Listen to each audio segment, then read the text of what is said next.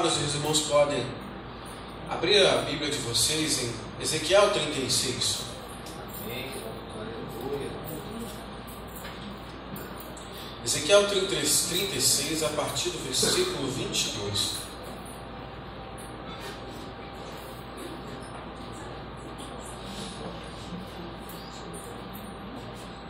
Ezequiel 36, a partir do versículo 22.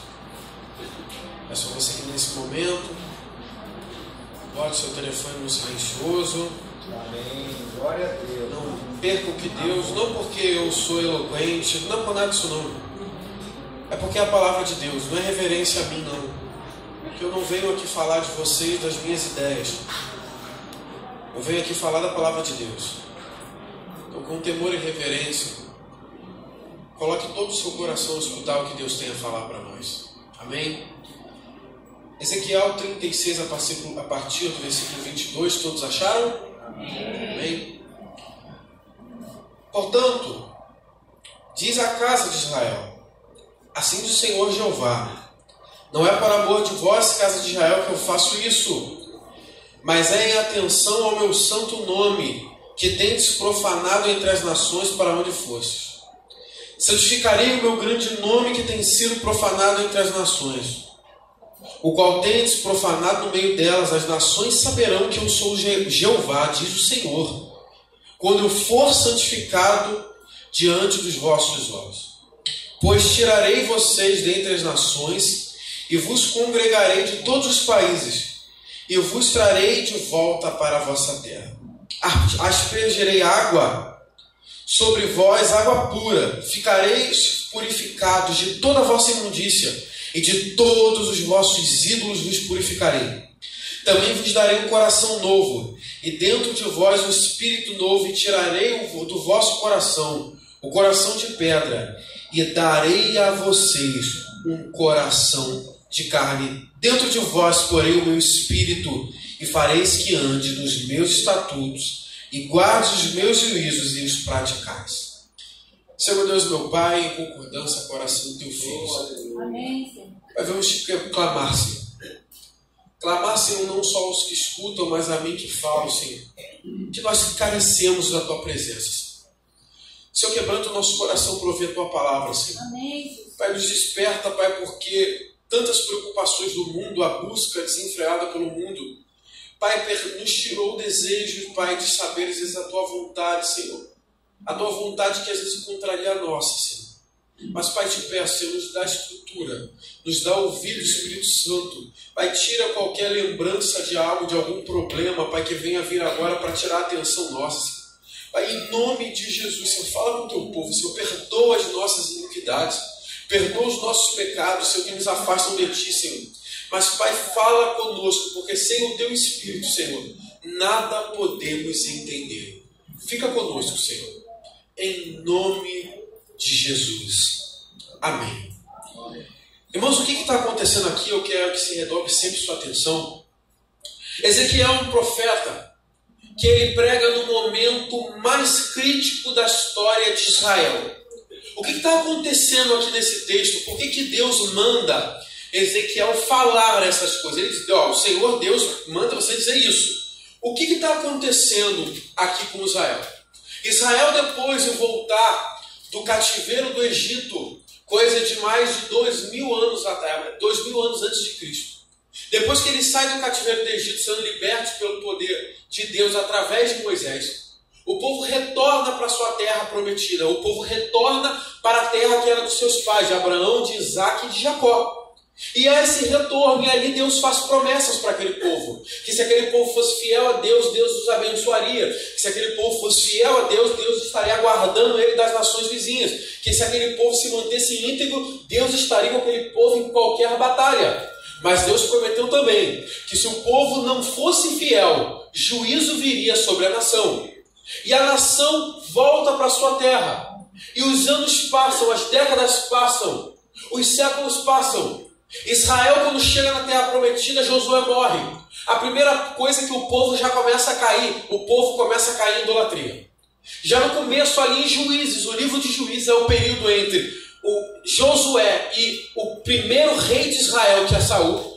Israel não tem o rei e Israel cai na idolatria e se rende aos deuses, se rende à prostituição daqueles deuses cananeus.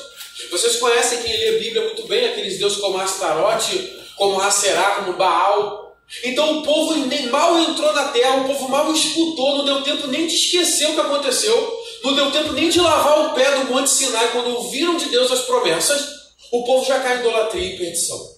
Mas Deus, com sua misericórdia e longanimidade, Deus restaura aquele povo. Mas não adianta, o povo entra com seu rei mais sábio que é Davi depois de Saul.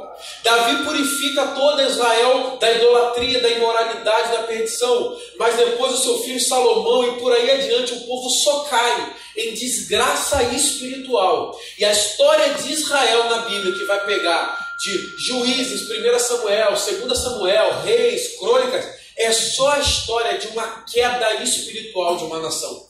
A nação de Israel não parava de cair espiritualmente. Chegou um ponto que os deuses, que os reis de Israel sacrificavam seus próprios filhos a deuses como Baal, a deuses como Moloque, sacrificavam bebês recém-nascidos. Ao ponto em que o povo estava numa imoralidade e devassidão tão grande, em que o que você vê hoje no Brasil, juízes sendo corrompidos, o pobre sendo mais explorado do que antes, pessoas explorando o outro, violência demasiada, é isso tudo que está acontecendo com Israel. Por causa da idolatria, toda a sorte de pecado entrou dentro de Israel. O povo só caía e o povo só continuava em declínio espiritual. E o povo mais e mais vezes se jogava na idolatria. Quanto mais a coisa piorava, o povo mais buscava idolatria. E não adiantou, Jeremias pregou, não adiantou, Isaías pregou, outros homens pregaram e não adiantou. O povo continuou caindo em imoralidade, em idolatria, em perdição, em desvio da lei.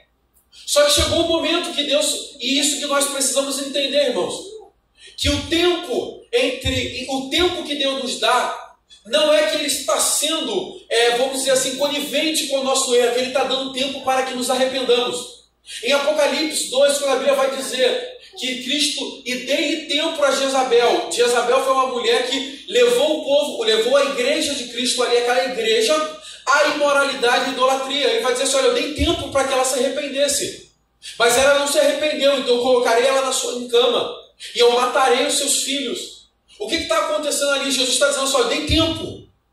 A mesma coisa que acontece ali é o que aconteceu com Israel. Deu tempo. Meu irmão, nunca pense que o que você está fazendo, porque não vem juízo de Deus, que Deus está aprovando. Significa que Deus está dando tempo de arrependimento. Porque quando Ele cobra, é extremamente doloroso a sua mão. Quando Hebreus vai dizer, olha só, terrível coisa, a palavra terrível na Bíblia tem um significado horrível, é um significado de horror, é um significado de terror, é um significado de algo assombroso. A Bíblia vai dizer, terrível coisa é cair nas mãos do Deus vivo. Ele está falando disso, o juízo de Deus sobre o seu povo. Terrível coisa é cair na mão do Deus vivo. E o que está acontecendo com Israel? Israel, o tempo está passando e a coisa está piorando. Profetas como Isaías e Jeremias pregando ao ouvido do povo, chorando, e o povo não se arrepende. E Deus dizendo, olha só, vai vir juízo. E o povo, como nós percebemos às vezes, pensa que porque não está vendo nada acontecer, é porque Deus está provando. Não, Deus está dando tempo de arrependimento. E a mesma coisa acontece com a igreja em Apocalipse, é a mesma coisa. Deus tem um tempo, Jesus ele diz, olha só, eu dou tempo para que vocês se arrependam, porque se vocês não se arrependerem, eu vou arrancar o candeeiro de vocês. É sempre um tempo que Deus dá. E às vezes vai dizer, quanto tempo é isso? Eu não sei, irmão. Eu não sei se pode ser como foi para Israel em alguns momentos, que foi 100 anos, 200 anos. Na Bíblia nós vemos Deus julgando pessoas com tempos curtos. A gente não sabe o tempo de juízo de Deus, nós não sabemos. O tempo, Deus pode dar tempo para um de 20 anos de se arrepender. E Deus pode dar tempo para outro de 1 mês. Nós não sabemos a forma como Deus atua. O problema é que a gente vai deixando e vai protelando. Mas Deus está avisando, Deus está dizendo para o povo, olha só, vocês precisam se arrepender dos seus maus caminhos. Vocês precisam converter o coração de vocês. Vocês são um coração idólatra, vocês têm um coração duro. Eu vou trazer juízo. E o povo não ouviu. E o juízo de Deus chega a Israel através da história que vocês conhecem, que está até passando na televisão. Um homem chamado Nabucodonosor invade Jerusalém e destrói a cidade inteira. Ele taca fogo no templo, estupra mulheres, mata pessoas pela frente, destrói crianças a fio da espada, derriba todos os muros, a cidade é completamente destruída e os que não morreram foram levados para a Babilônia em cativeiro. Mas chegando nesse cativeiro, o povo ainda mesmo assim caiu em idolatria, o povo não se arrependeu dos seus pecados. E Deus levanta Jeremias, porque Deus até no seu juízo, ele lembra da sua longanimidade. E ele levanta Jeremias e fala: Jeremias, fala ao povo que eles caíram, mas eu não esqueço do meu pacto. Olha só, Jeremias, o povo está aí dentro da Babilônia caído, mas eu estou prometendo para eles um avivamento, eu estou prometendo para eles que eu vou trazer eles de volta. Não é à toa que no capítulo 37 de Ezequiel vai ter a conhecida história do Vale de Ossos Secos. O que é o Vale de Ossos Secos? O Vale de Ossos Secos é o símbolo, o próprio Jeremias vai dizer isso. Deus vai dizer para Jeremias que aquilo ali é o símbolo do povo dele, irmãos. Um povo que se desvia do seu Deus, um povo que não ouve o seu Deus. Para Deus é como se fosse um vale de ossos sequíssimos. Não tem vida nenhuma. Deus está dizendo do seu próprio povo, Ezequiel, esse aí é o meu povo. Mas a Bíblia vai falar uma coisa incrível. Ele diz assim: Ezequiel, sopra sobre esses ossos. O símbolo é o que Deus está dizendo, que não importa o estado que nós estamos. Eu pego pessoas, às vezes, quando trabalhei com discipulado, que chega a um ponto que a pessoa realmente fala assim: Vitor, será que tem jeito para mim? Eu já fiz tanta coisa, irmãos. Não importa, quando Ezequiel vê aquela imagem e fala só, é vale de ossos secos. Mas a Bíblia diz que Deus soprou sobre aquele vale e começou a crescer carne, começou a crescer nervos, começou a crescer pele. Aqueles ossos começaram a levantar. Ele está dizendo: olha só, o avivamento vem de mim. Sou eu que trago vida àquilo que está morto. E o que Deus está dizendo hoje? Porque a sua palavra nunca volta vazia. Toda vez que Deus ele nos dá a oportunidade de estar ouvindo a sua palavra, é tempo de arrependimento que Ele está nos dando. Não importa o que morreu, não importa aquilo que se esfriou, a vida vem dele. O avivamento vem dele. O reavivamento, o acender o fogo vem dele. Mas, Vitor, como diz Hernando Dias Lopes, nós não produzimos avivamento. Quem produz avivamento, quem sopra sobre o vale é Deus. Mas nós podemos preparar a terra para receber essa água. Nós podemos preparar a nossa terra do nosso coração para receber essa água que vem do céu. O que eu quero trazer hoje para vocês, o evento do mês todo, é trazer avivamento às nossas almas, é trazer essa chama ao nosso coração. Entendemos que avivamento, como a Bíblia vai trabalhar aqui, avivamento é um povo se voltando para o seu Deus, avivamento é um povo entendendo dos seus pecados, avivamento é um povo que teme ao Senhor. O avivamento é extremamente importante na história da igreja. A igreja passou por vários momentos de avivamento na história. O primeiro grande avivamento na história vai acontecer com Martinho Lutero em 1500. Por volta de 1500, quando esse homem começa a ler as escrituras e ele diz que ele sente o coração dele arder. Ele sente o coração dele arder, ele sente remorso, ele sente dor pelos seus pecados. Não existe avivamento sem dor pelo pecado. Não tem como pedirmos por avivamento. Eu ouço alguns pregadores dizendo que a nação brasileira vive avivamento. A gente vive tudo, menos avivamento. A nossa nação, ano após ano, continua caindo. Os índices de pesquisas de institutos religiosos mostram que, ano após ano, os índices de números de tragédia no mundo são iguais na igreja. O índice de divórcio é igual lá fora, o índice de separações é igual lá fora, o índice de violência doméstica é o mesmo que lá fora, o índice de pessoas endividadas por causa do materialismo exacerbado continua igual do mundo. Os números são gritantes. Nós precisamos disso, como Lutero teve, esse coração pegando fogo pela palavra de Deus, esse temor pelos nossos pecados. Nós vamos ver na história homens como John Wesley, que criam um grupo na Inglaterra de estudo chamado Clube Santo, um clube de oração e um clube de leitura bíblica. Eles começam a estudar a Bíblia. Eles começam a estudar. E a Inglaterra do século XVIII é uma Inglaterra devassa. A Inglaterra do século XVIII, alguns historiadores vão dizer que no centro da Inglaterra, que é Londres, a cada 6 estabelecimentos do centro existia um prostíbulo. É isso mesmo, parece que um lugar que vocês estão reconhecendo aqui, parece que esse lugar é isso mesmo. A cada 6 estabelecimentos que a gente vê no Rio de Janeiro, você vai no centro, quem conhece, é um prostíbulo, é um botequim, é uma casa de noite. E quando John Wesley cria esse grupo de estudo de oração, é por isso que o pastor de vocês investe num seminário. Ele não investe para vocês se tornarem teólogos, não. Ele está investindo em vocês em estudo para que vocês possam conhecer mais a Deus e conhecer mais sobre vocês mesmos. É por isso que ele chama vocês para estudar. Ele não está preparando pastores. Ele está preparando crentes que temem a Deus. Crentes que não estudam a Bíblia não temem a Deus. Não conhece a Deus e nunca vai temer a Deus. Você não teme aquilo que você não conhece. E o que está acontecendo? John Wesley ele faz aquele clube santo. Ele monta. E a história vai dizer que ele não sabe como acontece. Aquele grupinho dentro da faculdade começa a crescer. Crescer. Oração. Leitura bíblica. Crescer. Crescer. Crescer. Crescer. Ao ponto que aquilo estourou de uma tal maneira que a Inglaterra do século XVIII foi avivada. Almas foram convertidas. Quase todos os prostíbulos de Londres foram fechados. Deus foi exaltado naquela nação. Aquilo é o avivamento que está acontecendo. Avivamento de Lutero, quando acontece a reforma protestante, nos mostra que não existe avivamento, não existe encontro de Deus, não existe manifestação de Deus se não houver amor pela palavra. John Wesley vai mostrar uma outra coisa para nós. Não existe avivamento de Deus se não existe oração. Não tem como, irmãos. Só que o que está acontecendo aqui? Ezequiel promete esse avivamento, esse reavivamento, esse trazer de volta à nação aquilo que se havia perdido, porque reavivamento fala de voltar algo que perdeu, uma essência que perdeu, um fogo no coração que se perdeu. E ele está chamando o povo, ele está falando só, a promessa de Deus é essa para vocês. Mas ele vai nos dizer aquilo que Deus vai fazer com o seu povo, irmãos, porque a gente fala muito de avivamento. É congresso de avivamento, é culto de avivamento, é avivamento de avivamento, é avivamento de tudo. Só que a gente não entendeu o que é avivamento. Avivamento tem propostas de Deus para o seu povo.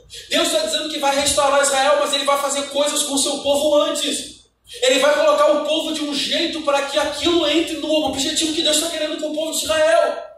Nós falamos tanto de avivamento, mas nós entendemos que avivamento é avivamento no olhar de Deus e não do nosso jeito. Nós não entendemos avivamento como Deus entende. O avivamento para Deus não é pular. Avivamento para Deus não é músicas bonitas sendo cantadas. Avivamento para Deus não é isso. O avivamento para Deus são corações que clamam e temem a Deus. Preguei agora no congresso de jovem. Eu não estou dizendo que não tem que haver, claro que tem que haver. Mas é a mesma coisa que aconteceu com Israel antes do cativeiro. O profeta fala para Israel, olha só, vocês me honram com os lábios, mas o coração me despreza. O que é essa referência bíblica? Ele está dizendo que tudo que vocês fazem é muito bonito, mas o coração íntimo de vocês não tem desejo por mim. Eu falei para os jovens lá quando eu preguei, olha só, vocês estão cantando muito bem, glória a Deus por isso. Mas não significa que vocês cantam bem, que o coração de vocês quer em Deus. Não significa que vocês falam que amam a Deus, que vocês amam a Deus. Não significa que vocês desejam a Deus, que o coração de vocês realmente deseja a Deus. Não significa que vocês botam no Facebook de vocês, eu quero Deus todos os dias da minha vida, todos os dias da semana, que vocês realmente querem a Deus. Não tem como. Nós precisamos entender que avivamento é Deus trazendo esse desejo por Ele, é esse ardor por Ele, é arrependimento do pecado, nós vemos o nosso pecado. Avivamento não é ver pecado do irmão, avivamento é ver o nosso próprio pecado. Avivamento é o coração temer a Deus. E ele vai dizer, olha só o que vai acontecer. O versículo 22 vai começar dizendo assim, olha só, portanto diz o Senhor, não é por amor de vós, a casa de Israel, mas eu faço isso por causa do meu santo nome. A primeira coisa que nós temos que entender se nós queremos avivamento, irmãos, se nós queremos o avivamento do jeito de Deus, não do nosso, que o nosso tem por aí, mas não surge nenhum efeito. John Wesley, quando faz esse avivamento na Inglaterra, você vai ter Jonathan Edwards aqui nos Estados Unidos, quando ele prega um dia na sua congregação, a igreja congregacional, lá nos Estados Unidos. A história vai dizer que ele traz uma mensagem simples, pecadores na mão de um Deus irado. A história vai dizer que quando ele termina de pregar, a igreja não tinha essa estrutura, a igreja tinha pilares. A história vai dizer que quando aquele homem termina de pregar sobre o pecado do povo, o povo termina o culto, pessoas agarradas nos pilares e gente agarrada às janelas, porque as pessoas estavam com medo que o chão se abrisse e elas caíssem no inferno. De tão temor que tomou e aquilo se espalhou por todos os Estados Unidos. Isso é avivamento, é temer a Deus, é temer o seu santo nome, é temer pecar. É o horror, é prestarmos atenção para o horror do nosso pecado. Quando a Bíblia diz aqui, olha só, não é por amor de vocês já, mas é por causa do meu santo nome. Uma coisa que Israel fez, irmãos, é que Israel, além de não glorificar o nome de Deus, Israel envergonhava o nome de Deus para as nações. Uma das grandes características de um povo que recebe avivamento é que ele é luz para o mundo. Quando John Wesley faz o avivamento, Londres é purificada. O índice de alcoolismo cai, o índice de suicídio cai, o índice de assassinato cai, o índice de tudo de ruim cai. Não me venha dizer que São Gonçalo tem uma igreja pujante, sendo que é a segunda cidade mais violenta do estado. Isso nunca vão me convencer disso. É impossível falarmos em avivamento. Não podemos falar de avivamento. Não podemos falar de avivamento quando estamos aqui sentados e passamos uma semana como se Deus nem existisse. Passamos uma semana de segunda a sábado como se Deus nem existisse. Não podemos falar de avivamento se não somos luz. Quando a Bíblia fala de sal da terra, ele está dizendo que o crente tem o poder de preservar aquilo que está em volta dele. Não podemos falar de avivamento, se, irmão, onde você está, de vez de você refrear o pecado, a coisa ainda vai mais ainda. O crente, aquele que realmente é avivado por Deus, aquele que o coração queima, onde ele está, ele refreia o pecado. O crente que é realmente Deus, ele tem Deus no coração dele, irmão, ele incomoda. Ele chega num lugar e ele não para de falar. Ele refreia o mal, porque ele é sal. Não podemos falar disso se São Gonçalo, o estado que está, uma das cidades mais corruptas, nível de prostituição altíssimo, níveis de suicídio, assassinato, roubo, furto altíssimo, não tem como falar isso. Só que nós precisamos entender que Israel chegou no momento que Israel, de vez de estar glorificando o nome de Deus, Israel ainda envergonhava Deus. Irmãos, quem fala isso, eu gosto muito da frase de Hernando Diallo, que ele vai dizer assim: existem 3 crentes, e o último é o pior. Ele vai dizer que o bom é aquele que não se envergonha do Evangelho. O segundo é aquele que tem vergonha do Evangelho. E o terceiro, que é o pior, é aquele que dá vergonha ao Evangelho. Israel chegou a um ponto que Israel, ao invés de glorificar Deus, Israel ainda estava envergonhando o nome de Deus nas outras nações, porque o pecado de Israel era tão grande, que até as outras nações falaram: meu Deus, nem isso eu faço. Irmãos, a gente às vezes vê comentário de pessoas que estão no nosso meio assim: rapaz, eu não sou nem crente, nem faço isso. É exatamente o que ele está falando, que vocês envergonharam o meu santo nome. Irmãos, chegamos a um ponto que não tememos mais o nome de Deus. Não tememos mais a santidade do seu nome, ao ponto que nós não se incomodamos do que fazemos. Quando a Bíblia diz: o meu povo que se chama pelo meu nome, ele está dizendo que vocês são reconhecidos porque têm o meu nome. Ele está dizendo que vocês têm uma identidade. Quando os outros olham, eles estão vendo que aquele ali é fulano de tal, né? Ele é crente. Isso é a identidade de um povo. E um povo que não é avivado ainda dá vergonha ao Evangelho. Quantos de nós, no nosso dia a dia semanal, no nosso dia a gente dá vergonha ao Evangelho, tem comportamento que o ímpio fala: meu Deus, eu não faço nem isso. Nós envergonhamos o santo nome de Deus, nós não compreendemos que o nome de Deus é santo. E o nome de Deus está sobre nós. E o que nós fazemos que envergonha o Evangelho está envergonhando o santo nome de Deus.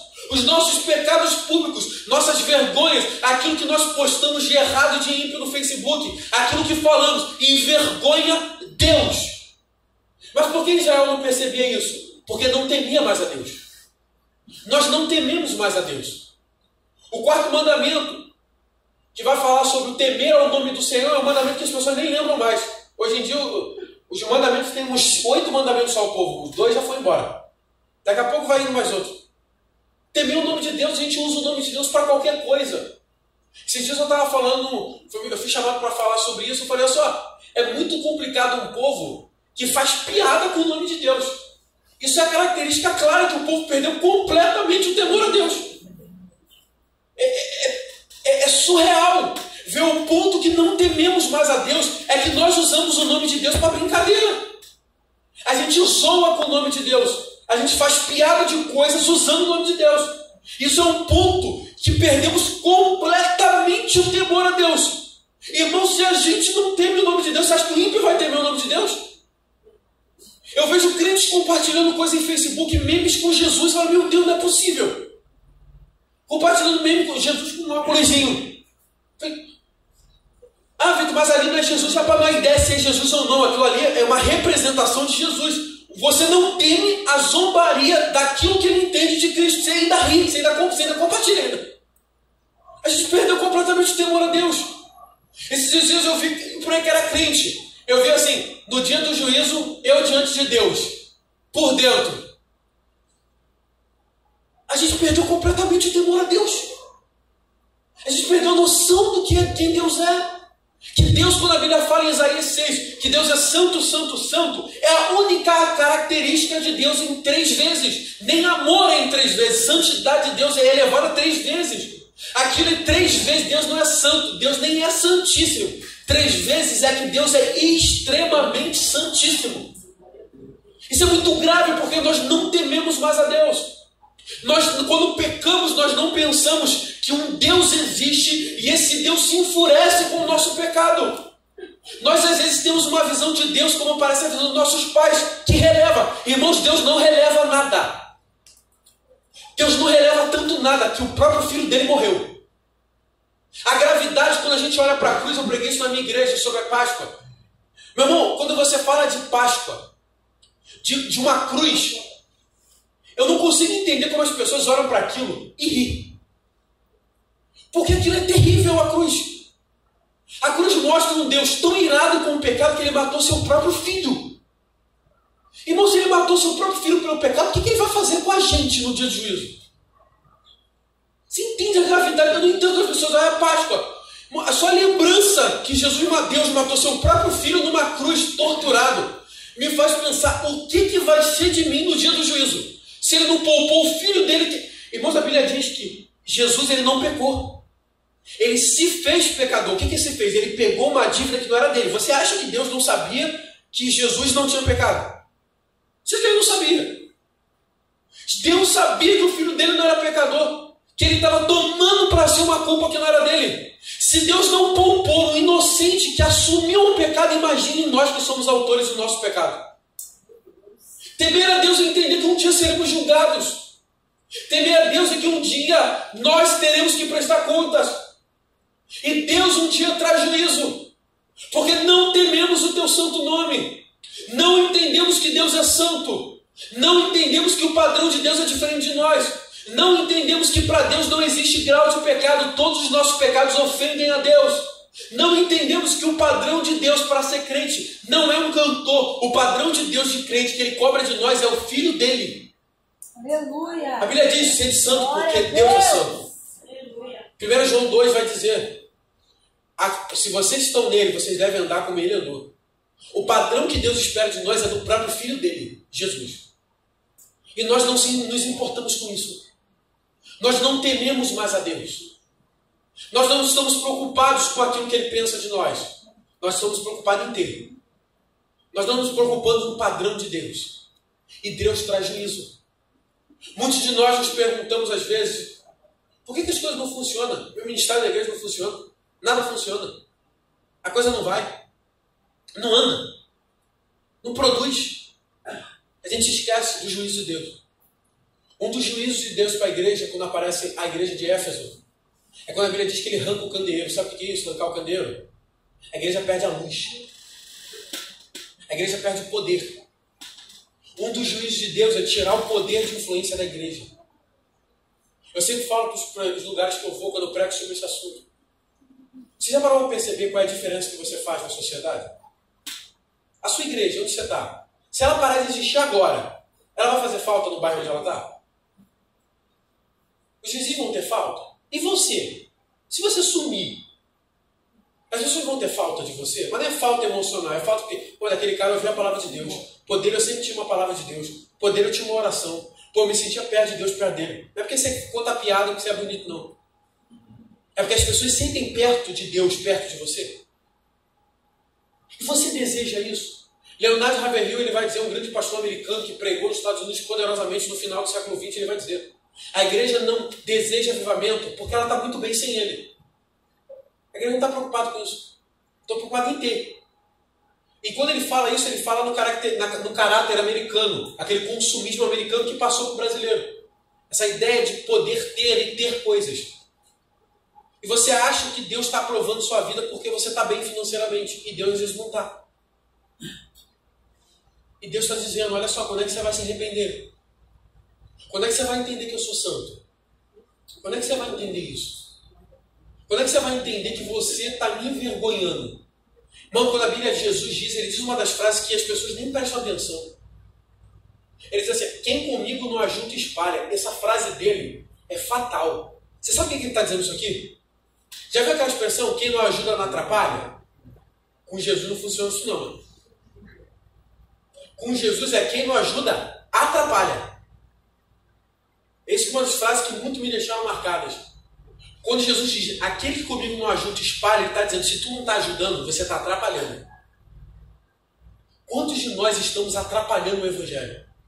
Irmão, eu estou cansado de pegar gente que vai e chega até mim para ser evangelizado, que o cara está cheio de marca de um monte de crente que passou pela vida dele. Rapaz, mas fulano de tal me disse isso, mas fulano de tal fez isso comigo, mas ele me disse isso. Eu falei, Jesus. O nosso pior inimigo é nós mesmos. Nós precisamos temer a Deus. Que Deus é um Deus santo e Ele cobra essa santidade de nós. E quem quiser avivamento na sua vida, tem que começar a desejar esse Deus que é santíssimo. Tem que começar a desejar esse Deus de todo o coração. Tem que se arrepender. O texto vai continuar, ele vai dizer assim, olha só. 22 ele vai dizer, olha só, por causa do meu nome. Ele vai dizer, santificarei o meu grande nome, que tem sido profanado entre as nações. Aí ele vai dizer assim, ó, pois tirarei de vós dentro das nações e vos congregarei. Aspergerei a água sobre vós. Aqui faça e fala de um processo que Deus faz na vida de um crente que muito crente não quer ter.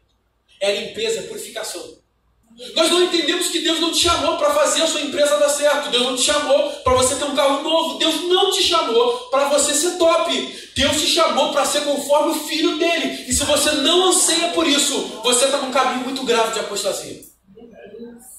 Se você não teme a Deus, se o seu coração não é limpo, se você não se importa com isso, se o seu coração anseia mais em ser promovido no seu emprego do que se parecer mais com Jesus, você está num caminho muito mau. O seu coração não é o primeiro lugar de Deus. O seu coração não é limpo.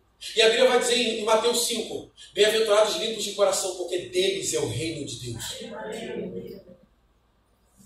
É deles. Aleluia. A Bíblia vai dizer, eu vou purificar vocês dos ídolos. Irmão, o que é ídolo aqui? Aqui ídolos são deuses, mas no Novo Testamento a ideia de ídolo, Jesus e os apóstolos vão ampliar a ideia de ídolo. O ídolo no Novo Testamento passa a ser qualquer coisa que toma o lugar da primazia e supremacia de Cristo na igreja. Qualquer coisa que toma isso se torna ídolo. E nós temos nossos ídolos, irmão. A igreja brasileira é conhecida, e a igreja evangélica brasileira é conhecida porque tem um preconceito muito grande com o católico. Por causa das imagens, Maria, Santo Expedito, Santo não sei o que lá. Só que a gente tem os nossos ídolos, que são difíceis de ser vistos. Nós temos ídolos como dinheiro. Irmão, eu não estou aqui fazendo romantismo de pobreza. Esse papo que dinheiro não traz felicidade, porque também não tem dinheiro, não traz felicidade também não. Eu não estou aqui falando isso.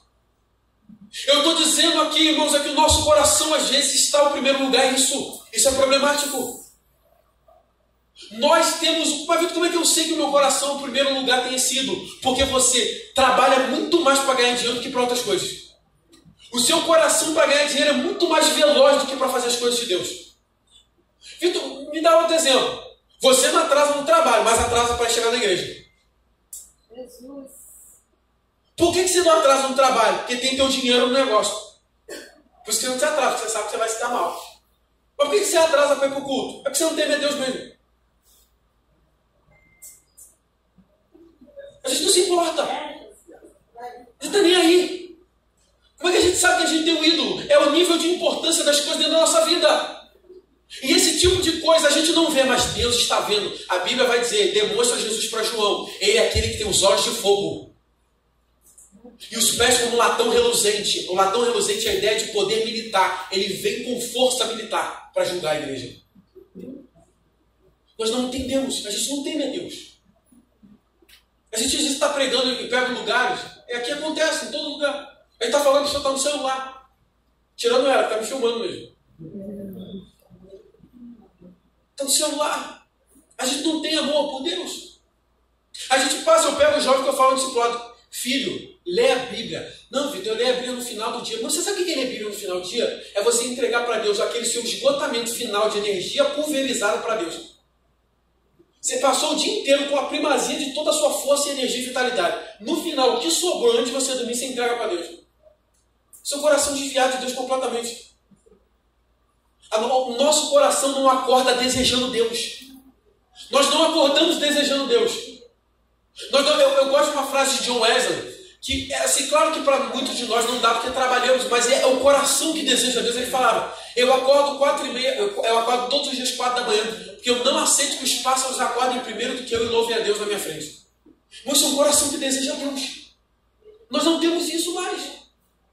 Os ídolos tomaram nosso lugar. O status de Israel chegou no momento que as posições de sacerdote e sumo sacerdote dentro do povo eram posições militares, eram posições políticas. Traduzindo, aqueles postos que foram colocados ali para abençoar o povo de Deus, o que aconteceu? Com o passar do tempo, os israelitas desejavam aqueles postos por questões políticas. Influência. É isso que estava acontecendo. Isso acontece no nosso meio muito. Nós não entendemos que são ídolos tudo aquilo que toma o lugar de Deus. E pode ser tomado um ídolo mascarado de religiosidade. Amós 5 vai dizer, eu preguei isso para vocês na última vez que eu tive. Quando Deus diz para Israel assim, olha só, o culto de vocês, o louvor, a harpa, a oferta, o que vocês cantam, porque isso é barulho, eu não aceito isso. A nossa incredulidade pode estar mascarada com religião. O nosso coração desviado pode estar mascarado com posto e trabalho dentro de igreja. Aquela síndrome de Marta e Maria. Enquanto Maria quer Jesus, Marta está preocupada com um monte de coisa. Jesus fala, Marta, para. Ela preferiu o melhor, que é estar comigo. Você está cheia, você está preocupada com um monte de coisa, mas ela preferiu a melhor parte, que é estar comigo, aos meus pés. A gente está mascarando religiosidade também para mascarar a nossa incredulidade.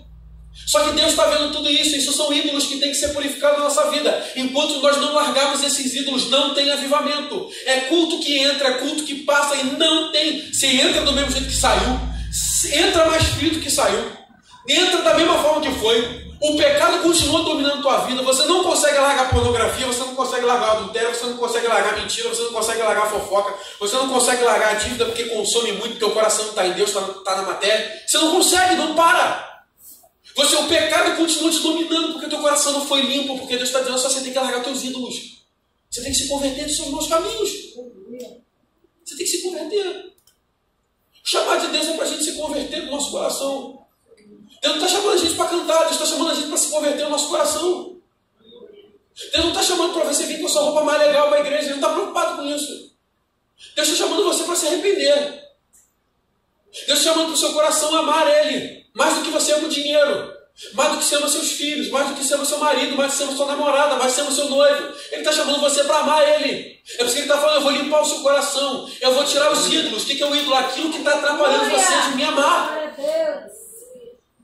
Irmãos, um familiar pode ser um ídolo. Eu já falei isso aqui na última vez.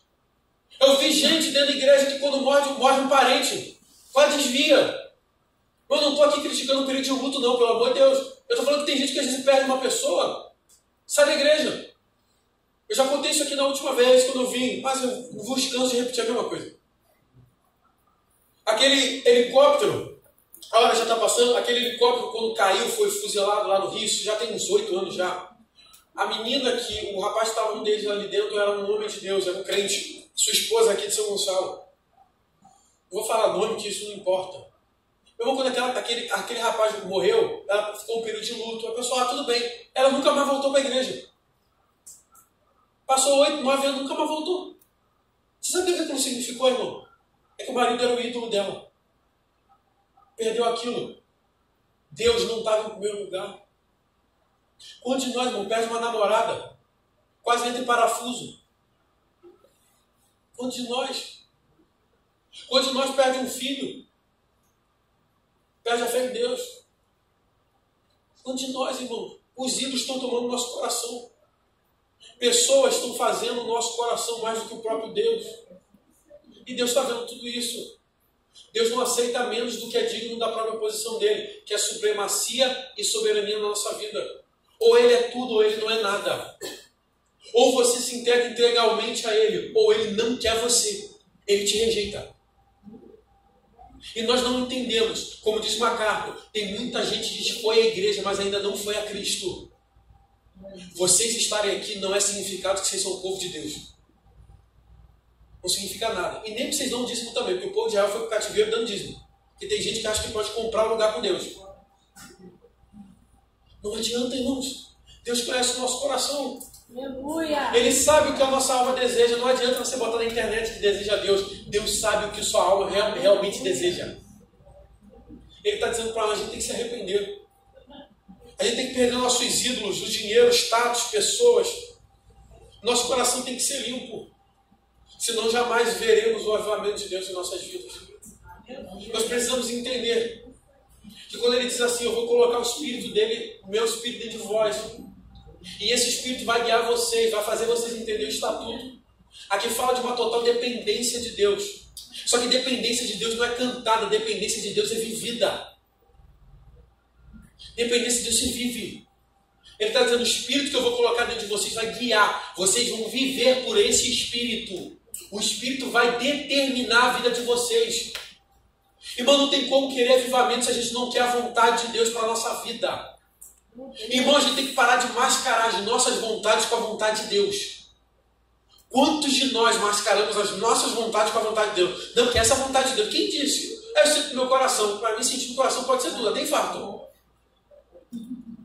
A gente está colocando em Deus as nossas vontades. Eu falei aqui a última vez que eu vim pregar. Irmãos, o desejo de Deus para nós. O nosso coração deseja tudo. Um bom trabalho, eu não estou dizendo que é errado, mas deseja um bom trabalho, uma boa faculdade, uma boa família, um bom filho, uma boa casa. E a última coisa que a gente deseja é ser igual a Deus. A gente não deseja Deus. A gente não anseia, a gente até canta, mas a nossa alma não tem sede de Deus. Porque como diz Isaías, os nossos pecados fazem separação entre nós e Deus. Os pecados vão passando o tempo, a gente não liga. A nossa incredulidade, a gente dá desculpa. Uma das grandes características de um povo que está se apostatando é a capacidade que ele tem de dar desculpa para pecado. Uma vez eu falei para uma irmã, eu falei, irmão, por que você não vem para a igreja? Ela está aqui com a gente, congregando. É importante, não é tudo, mas é importante. É assim que Deus quer. Não porque eu trabalho muito. Aí Deus na hora me deu na cabeça a frase. Aí eu falei, mas quando você está de férias, você fica um mês em casa, você vem para o culto? Ela, não. Eu falei, a gente está escondendo a nossa incredulidade, a nossa falta de Deus com as coisas do mundo. Não é porque eu trabalho muito. Não é porque eu tenho muito tempo. Irmão, John Piper diz uma frase que eu adoro. As redes sociais vieram para mostrar. Ela veio para mostrar que a gente tem tempo sim para Deus. A gente que não quer. E a gente mascara isso. Não, porque eu estou muito ocupado. Ah, estou muito cansado. E Deus está dizendo, vocês não me buscam. Vocês não me têm. E quanto menos vocês me buscam, mais a carne de vocês sobressai. Mais a vida de vocês humana, de vez em minha, não entra, não aflora. E o tempo vai passando, vocês vão se tornando carnais. A coisa vai passando, vai passando, vai passando, vai passando. E vocês chegam a um ponto que vocês são a vergonha do Evangelho. Quantos de nós, irmãos, envergonhamos o Evangelho? Pega a nação brasileira, o espectro macro da nação brasileira. Evangelho que só faz vergonha. É líder atrás de líder fazendo besteira. É líder xingando o outro na internet. É líder com mandante de coisa. É líder ofendendo o outro. Meu Deus. A gente chega a um ponto que a nossa vida não anseia Deus. E ela também não aflora Deus no nosso meio. E Deus está dizendo, sem isso vocês nunca terão avivamento. Enquanto não nos arrependemos do nosso pecado, vemos quanto Deus é santo. Irmão, sabe quando um dos grandes nossos problemas para nós terminarmos? Que o texto aqui ele vai começar dizendo sobre a santidade do nome de Deus. É que você percebe, eu converso com as pessoas, sou professor, ando muito, falo muito com pessoas. É que as pessoas têm uma visão de Deus extremamente pequena de quem Ele é. E se você tem uma visão pequena de Deus, você não consegue enxergar os seus pecados. É muito comum você enxergar crente e falar, não, rapaz, eu sou uma pessoa boa. Mas quando você vê crente falando que ele acha que ele é uma pessoa boa, deu errado o cristianismo nele.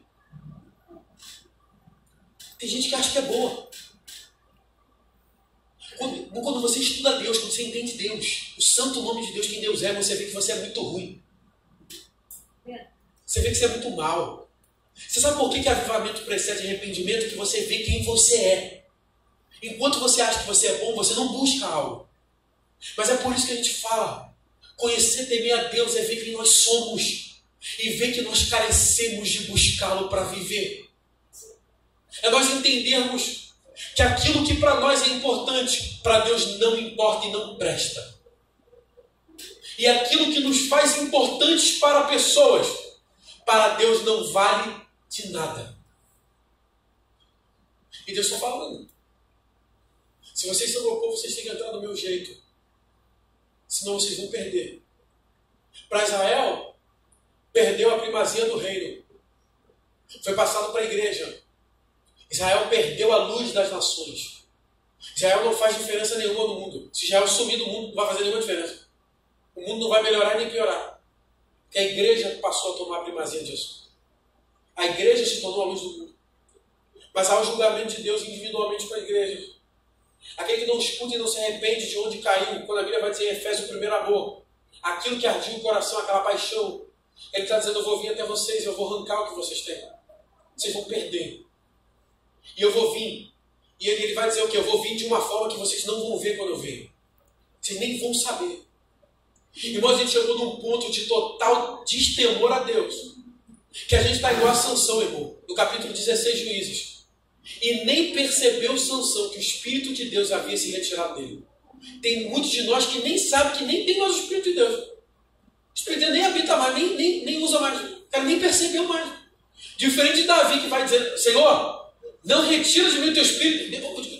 Deus não tinha se retirado de Davi. Ele não tinha saído, não. Mas Davi já se preocupou. Deus, ó, nem retira, hein?